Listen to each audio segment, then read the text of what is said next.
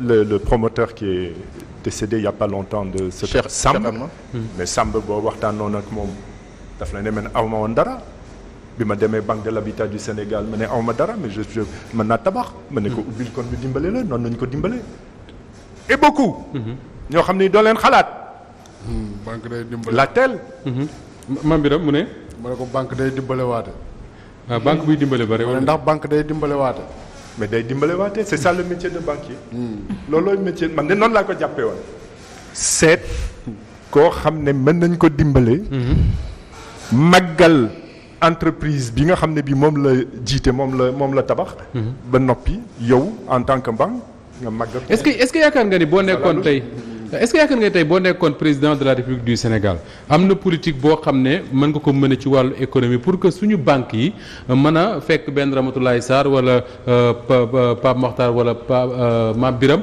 bu am un projet te amul xaalis banque bi fexe bam def ko un millionnaire ci liggéeyam yan politique bu mën a mef la wala mënta nekk damay non mais loolu am na te du jeex ñu bëri suñ ñoo xam ne ce sont des millionnaires ou des milliardaires aujourd'hui ñu ngi dugg ci dara Bocar Samba Dièye bi ngay tudd bu njëkk ba mi ngi doon jaay beneen waaye liggéey ak banque moo ko indi ba fi mu àgg fi mu mujjee àgg bon dëgg la mujjee na am jafe-jafe mais am na ñu bëri ñoo xam ne dem na sax ba ne yéen noonu la ñu jëf bon ceci dit dafa am loo xam ne itam dañ koy faral di fàtte yow sax boo nee ndax banque dina dimbale entrepreneur xam naa yaa ngi xalaat loolu. am na looloo ci fàtte. banque. yow yaa ngi compte banque. waaw yaa ngi xaalis foofu. bariwul de. banque ba nga dénk sa xaalis. sa xaalis lay liggéey. moo tax mu mën a liggéey. kon bu jëlee xaalis boobu ak sa xaalis ak bu boobu ak Mactar. di ko war a teg ci loxo keneen. mais war na xalaat. ndax loxo yi wër na. ndax itam projet bi nga xam ne indi na ko ma war ko ci dimbale. ndax projet bi dina mën a jur lu fay li ma ko leb. li ma ko lebal ba noppi nag mu am lu ma ci. mais man su ma la dee loolooy banque. mais su ma dee laaj question bi di ci insister mooy da ngay dégg ay jeunes sénégalais yu bari même d'autres sénégalais qui disent que oui état bi dafa leen seetaan ak banques yi rek. banques yi di leen bëgg a rey. mais intérêt banque yi ñu bari noonu lañ koy gisee. intérêt par exemple est-ce que tey yaakaar nga ne nii suñu politique économique ci réew mi ni muy demee nii banques yi di demee nii état bi toog di mel ne rek yasa di seetaan sénégalais ak banques yi rek est-ce que yaakaar nga ni loolu lu war a wéy la wala mën na changer. boo toogee ba war a wax ne intérêt yi bari na. dinaa ci ànd ak yow. surtout. bu fekkee ne ñu ngi ci système financier décentralisé ndax foo toog ñuy wax ay 18% 20% kooku moom ëpp na waaye am na lu ñu mën a dox ba loolu wàññeeku. mën a wàññeeku. ah oui c'est des lignes de crédit dédiées ligne de crédit dédiée ligne de crédit dédiée loolu mën na ne. mën na ne am na itam loo xam ne lii mais gis nga comme quoi toog naa ba ànduma woon ak BCEAO ci naka la ñu war a doxalee màggal système bancaire ndax BCEAO dafa toog ne. li am solo mooy na banques yi bari concurrence am noonu banques yi wàññi seen taux d'intérêt. d'accord yow d'accord woon ci loolu. d'accord ma ci lu tax loolu boo toogee. ba banques yi bari lool ku ne. wàll bu ndaw lay am. oui. war ci génne bénéfice. wàll boobu nag c'est l'effet de masse ni muy gën a ndawee. ci ngay war a gën a soxla taux d'intérêt bu kowee. d'accord loolu moo indi woon au niveau mondial concentration bancaire. waaye fii ci Sénégal ak ci UEMOA. banques yi dañu bari. Awa Diop Ndiaye dafa am une réalité en tout cas moo di ne africains yu bari soo leen dee déglu moo wax na sànq ne nañ ko laaj njiit yi mais sentiment bi africains yu bari am te sénégalais ci lañ bokk moo di ne dañuy wëy. waaw mais am na loo xam ne itam dinaa ko ci teg mooy l'accès au crédit. maanaam jóg soxla warale bi ji ci banque. jafe na waaye loolu itam mu am leneen lu ko indi. ndax ni ma ko waxee sànq banque du leble aleel bu mu moom wala boog du mat 10%. li ci des yëpp aleelu jàmbur la kon boo koy teg ci ay loxo nu doon ay loxo yu wóor. waaye bu fekkee ne banque dem na ba contentieux bi bari lool. jéem a maanaam action judiciaire nga di koy duggal war a jël aleel boo xam ne génne woon nga ko dénk ko. koo xam ne ki yàqu na ci loxoom mu jënd ci ay kër ak yooyu nga jéem ko jëlaat ci moom loolu itam jafe lool ci suñu réew. kon loolu day indi. ñu mujjee wax ne les banques sont frileuses maanaam dañuy ragal. balaa ñuy lebal. balaa ñuy leble dañuy xool ne kii bu ma ko lebalee ndax dina ma mën a fay. bu ma ko lebalee bu fayulee ndax dina yomb ci man ma mën ci jotaat. ndax am na ñoo xam ne ñoo ma dénk seen aleel te ñoom foog ma fay leen. te boo ko seetee 1990 crise bancaire bi ñu fi amoon. BND ñu koy tëj BSK ñu koy tëj Sofisedit ñu koy tëj loolu yëpp ñu ngi jóge ci loolu. te ca booba sénégalais yi ñoo mujjee toog di xaar dénkoon nañu seen xaalis ca banque bi waaye mënuñu leen a fay. d'accord Awa Diop. Moustapha man ci banque yi yaakaar naa ne wax dëgg neex yàlla li Mame Birame wax ndax banque dina dimbali. parce que tey jii am na entreprise yu bëri ñu ngi soññi seen employé yi ñu dem ibbi compte. mais tey kuy fayeeku 100 000 francs nga ibbiloo ko compte. ñu koy dagg agio li ci gën a graaw moo di ne ki ci gën a néew koppar ga nekk sa compte. sa agio moo gën a fort ka fa kopparam gën a bëri. muy benn.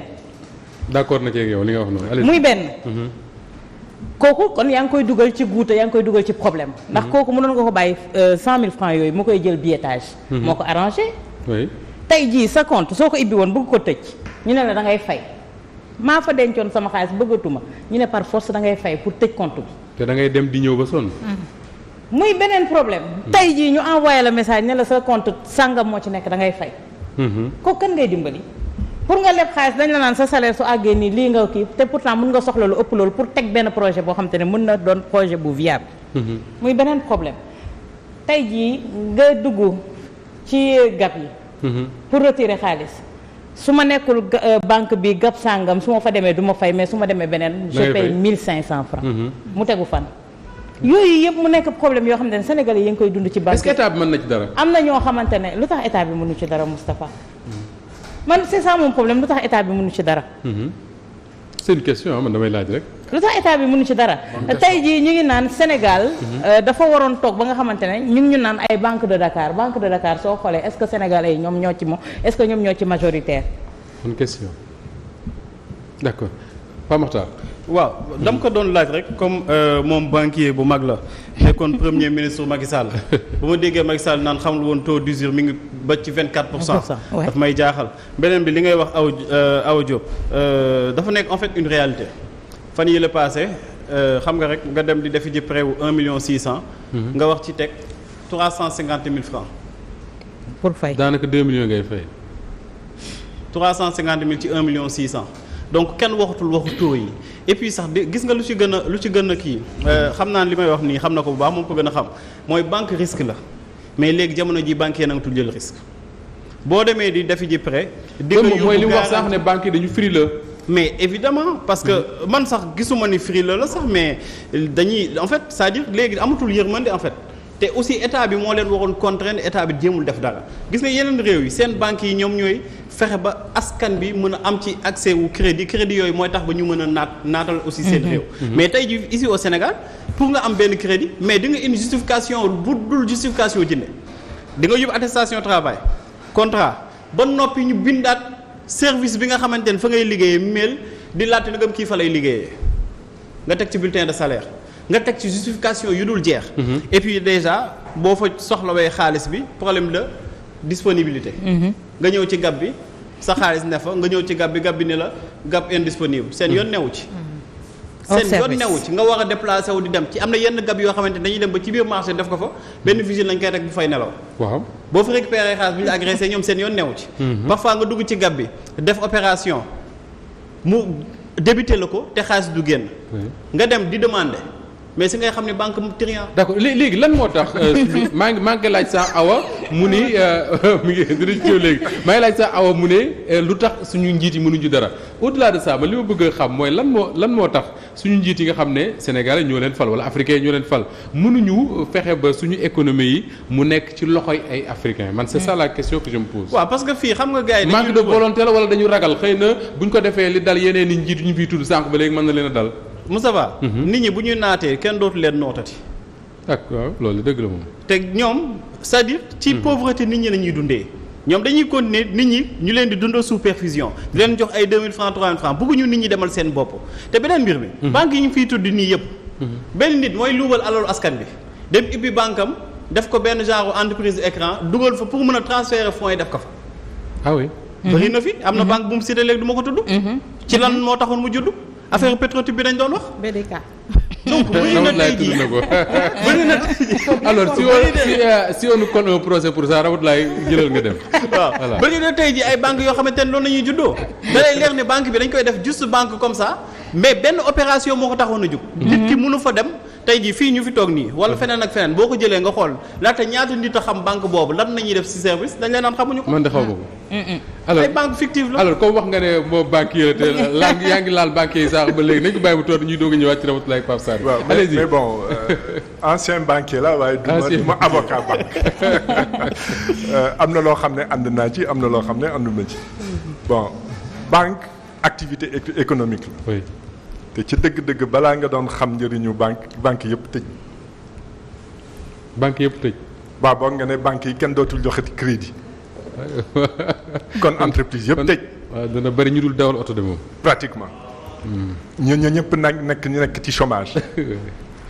waaye li mu doon wax sànq dëgg la itam. âge yi ñuy jël ci compte yi. day ëpp day bari. loolu de su ko un banquier waxee ñu mën ko dégg. non souvent. du fu ne nag. du banque yëpp waaye am na banque yu bëri yoo xam ne loolu am na ci. am na itam ay banque yoo xam ne du ñu topp lii yoon digal maanaam banque bu ne. war na taf condition d'ouverture de compte. bind yu sew nañu boo ñëwee ci man.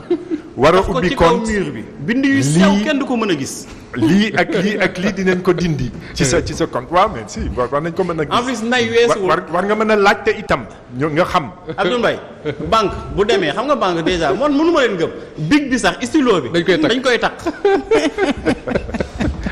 non banque dafa doy waar. mais dëgg la am na loo xam ne. war nañ ko mën a wàññi war nañ ko mën a bàyyi. Moustapha bi lay arnaque bi ci nekk. parce que man mënuma comprendre tey par exemple nga dem guichet. soo indiwul sa chéquier. tu payes beaucoup plus. tu payes 6 000. mais attends soo indi sa chéquier tu payes. léegi muy problème yoo xamante ne terre à terre yoo xamante ne. ma wax la le procès des banques quand même. xoolal par exemple ku nekk itam nga jéem a góorgóorlu. oui man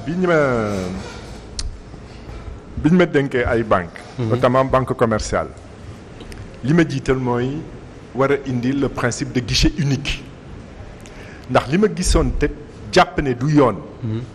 da ngay nekk du ma tudd banque bi waaye da ngay nekk client banque X. oui. nekk ci bii guichet nekk Ngor jóge Ngor ne da ngay dem centre ville indi sa chéquier bëgg a génne xaalis. ñu ne la da ngay fay 1500. 2000. waaw mais boo seetee CBAO BST. principe de guichet unique la ñu indi.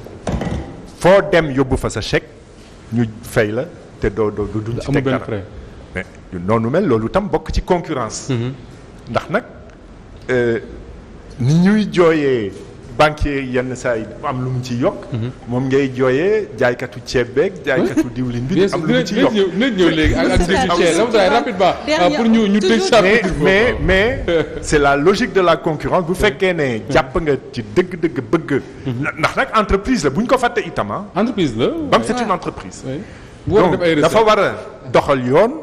waaye dafa war a doxal itam loo xam ne dina tax moom mu am lu mu gagné. oui ñi duggal aleel ci biiram itam am lu ñu gagné. d'accord Moustapha damay wax juste que Awa mi ngi wax boo fàttee sa chèque yi ñëw. ñu demander la au moins 4000 ou 6000 francs au guichet. bu fekkee également sa chèque yi retiré woo ko chaque fin du mois tu payes. apparemment problème yi nga demee banque yëpp ñu bëgg a. mais lu ci gën a graaw tey sa carte réer sa carte gab mu réer. nga woote ni pour ñu bloquer la ko da ngay fay. tout est payé. Mame Birame tey problème avec les banques puisque finalement on va faire le procès des banques. au niveau des banques. man moom dama ci am cas particulier mais vraiment bëgguma ko wax fii bàyyil ma bàyyi noonu rek.